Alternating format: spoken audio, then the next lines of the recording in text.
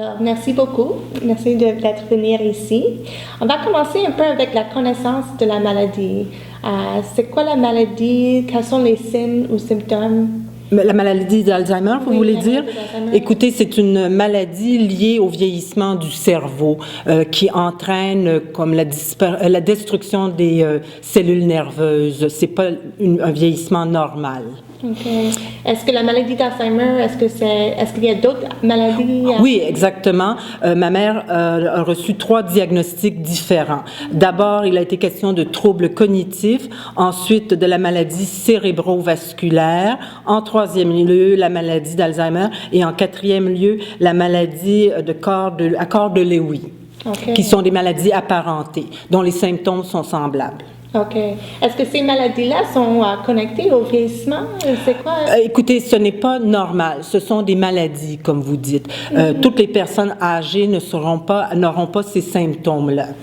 C'est pas parce qu'on dépasse le cap de la 90e année qu'on aura ces symptômes-là. Ce sont de véritables maladies et les proches aidants doivent bien connaître, comprendre ces maladies, savoir comment prendre soin de la personne qui est atteinte. OK. Qu'est-ce que sont les symptômes de ces maladies? Écoutez, les pertes de mémoire, l'état dépressif aussi. On parle beaucoup de perte de mémoire, mais l'état dépressif est fréquent chez des personnes atteintes de troubles cognitifs. Vous savez, en français, on emploie quelquefois le mot démence, mais le mot juste, c'est troubles cognitifs. Parce que le mot démence en français est connoté négativement. C'est lié plutôt à ce qu'on appelait la folie, entre guillemets. OK.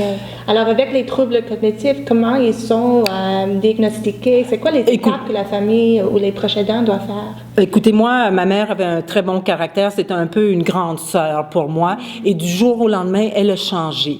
Elle avait une humeur sombre, une humeur dépressive. Elle était négative. Elle avait des pertes de mémoire. Elle commençait à se négliger. Alors, nous avons été voir un gérontopsychiatre et qui a posé le diagnostic suivant, trouble cognitif, mais sans me donner d'explication. Moi, j'étais familière avec le terme démence. Et à ce moment-là, j'ai pas bien compris que il était vraiment question d'une maladie et non pas d'un état généralisé qu'on trouverait chez toutes les personnes âgées. Et je regrette beaucoup à ce moment-là que je n'ai pas eu la formation nécessaire pour savoir comment communiquer avec ma mère, comment mieux prendre soin d'elle. Parce que je sais qu'autour de moi, il y a beaucoup de personnes qui prennent soin d'un parent âgé et pour qui c'est très lourd parce qu'ils sont isolés, ils n'ont pas d'information, pas de formation. Et ça peut vraiment changer la qualité de vie si on est bien formé. OK. Et où est-ce que les proches aidants peuvent recevoir cette information, cet soutien? Bien, par exemple, à la Société Alzheimer de Montréal, société que j'ai jamais moi-même fréquentée, dont j'ai découvert l'existence seulement après la mort de ma mère. Parce que les gens qui s'occupent d'une personne souffrant d'une maladie apparentée à la maladie d'Alzheimer ne penseront pas demander des services, se tourner vers la Société Alzheimer de Montréal. Par exemple, des gens dont les parents souffrent de maladies cérébrovasculaires, ce qu'on appelait la démence vasculaire, la maladie à corps de Lewy, par exemple, peuvent trouver ici soutien, information, encouragement, et ça fait toute la différence. Malheureusement, moi, j'ai appris sur le tas, et en lisant, mais comme proche aidante, j'avais peu de temps pour alors faire des recherches plus approfondies. OK.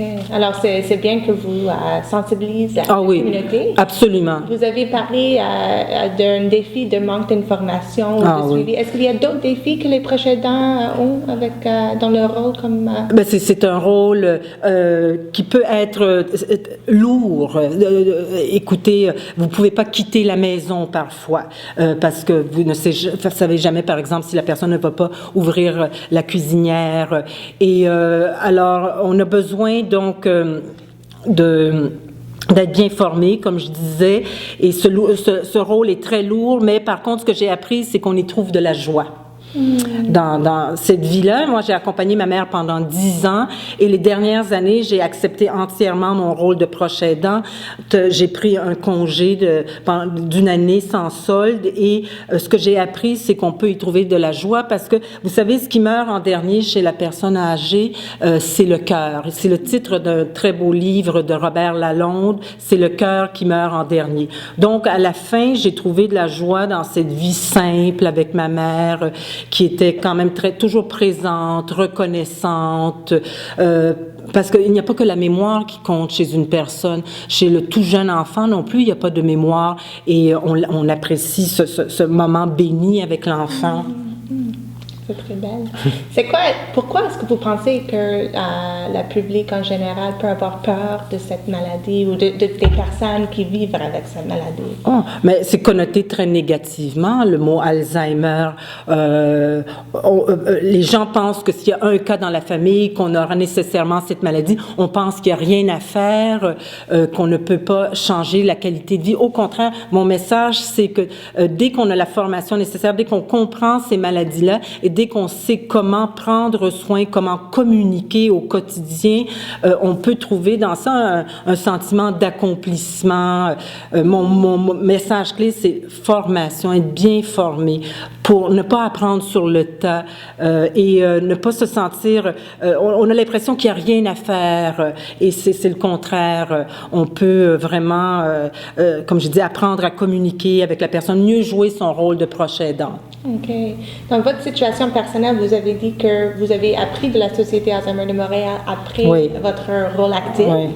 Mais à quel moment ou à quel point est-ce que vous pensez que les familles devraient chercher de l'aide? Tout de suite. Dès que le diagnostic est posé, dès que le médecin a employé le mot trouble cognitif dans le cas de ma mère, j'aurais dû me tourner vers un médecin, vers la Société Alzheimer de Montréal, pour alors connaître ces maladies-là, la maladie d'Alzheimer, les maladies apparentées, les troubles cognitifs. Mm-hmm. C'est très important de le faire rapidement. Parce que aussi, il y a plusieurs étapes. Il faut aussi savoir agir à chacune de ces étapes avec le plus de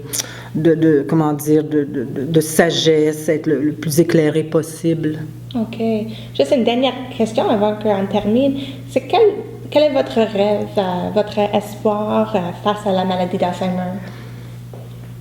Oh, alors vraiment, c'est la formation, la recherche, bien entendu. Est-ce que c'est une maladie qu'on peut guérir? Non, on ne peut pas la guérir. On peut, paraît-il, la retarder, cette maladie-là, par le mode de vie. Un notaire me disait cette semaine que de plus en plus de gens de 90 ans qui font leur testament.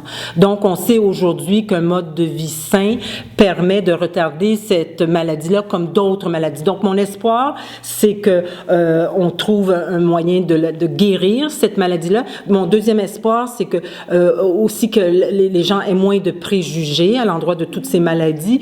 Et troisièmement, que les proches aidants soient mieux formés. Vraiment une formation obligatoire, moi je dirais, donnée par, je sais pas, les CLSC ou la Société Alzheimer de Montréal. Merci beaucoup. Je vous en prie.